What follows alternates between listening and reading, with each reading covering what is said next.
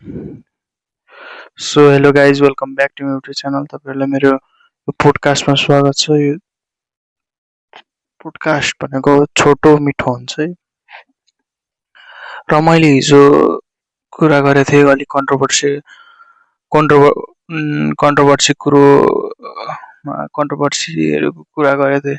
अनि त्यो कन्ट्रोभर्सीवाला कुरोमा चाहिँ कस्तो कुरो भन्दाखेरि अहिले भएको त्यो क्रिकेटर दाइ अनि उतातिर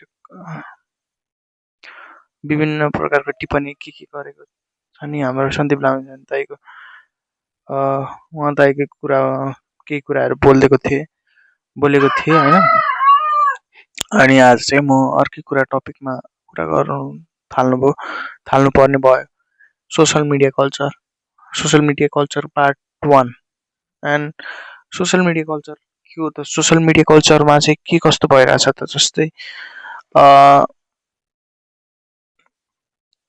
जस्तै कसैले मेरो बर्थडे विस गर्यो होइन, अनि मैले पनि देखेको। म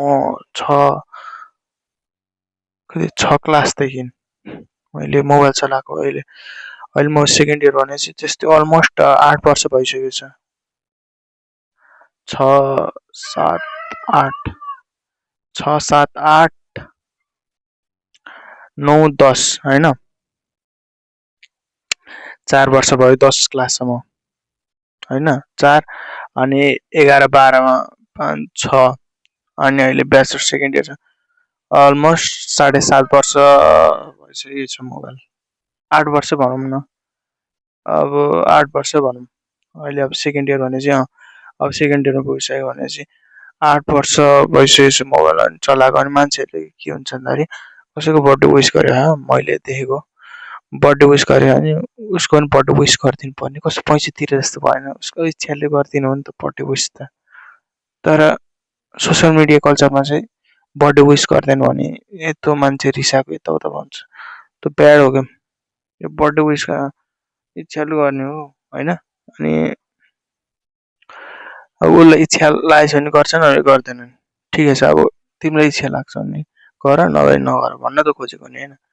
त्यो हो क्या। अब कसैले इच्छा लागेन भने के बर्थडे विस गर्ला? त्यो हामीले होपफुल्ली बसेर हुँदैन कि सोसियल मिडियामा धेरै आशावादी मान्छे हुन्छ, अलिक त्यसले पनि विस गर्थेला भन्ने, अनि त्यसपछि त्यो एक्सपेक्टेसन पुग्दैन होइन।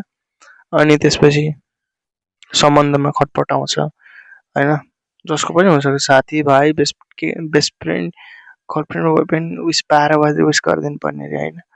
फेरि त्यस्तो छ कि फेरि त्यस्तो छ सोसियल मिडिया कल्चरमा चाहिँ त्यस्तो छ।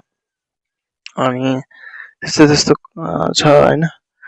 अनि त्यस्तै छ क्या अहिले सोसियल मिडिया कल्चर। अनि त्यस्तो चाहिँ नहुनु पर्यो। यो सोसियल मिडियाले चाहिँ मान्छेलाई चाहिँ अलिकति अफेक्ट गरेछ कि त्यसको फाइदा लिनु छैन होइन। सोसियल मिडिया युज गरेर मान्छेले थुप्रो क्रिएटर इकोनोमी गरेका छन्। क्रिएटर इकोनोमी कति भइसक्यो, नेपालबाट धेरै कन्ज्युम गर्ने छन् क्या होइन।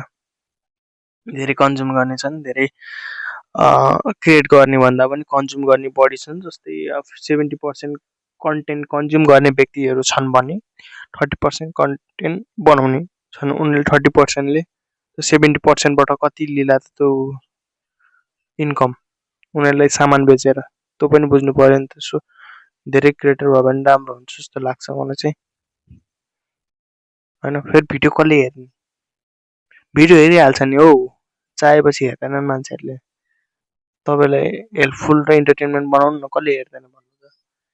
हेल्पफुल र इन्टरटेनमेन्ट हुनु पऱ्यो। इन्टरटेनमेन्ट सेक्टरहरूसँग पनि हुनु पऱ्यो कनेक्टेड, अनि हेल्प पनि गर्नु पऱ्यो। अनि त्यसपछि यस्तै त हो नि। अब मान्छेहरूलाई चाहिने बेसिक भनेको त्यो इन्टरटेनमेन्ट चाहियो, कमेडीहरू के चाहिन्छ नि त। अनि तपाईँलाई ज्ञान गुणको पनि नलेजहरूको कुरा पनि सिकाउन सक्नु पऱ्यो होइन, बुझ्ने तरिकाले। त्यो हो क्या।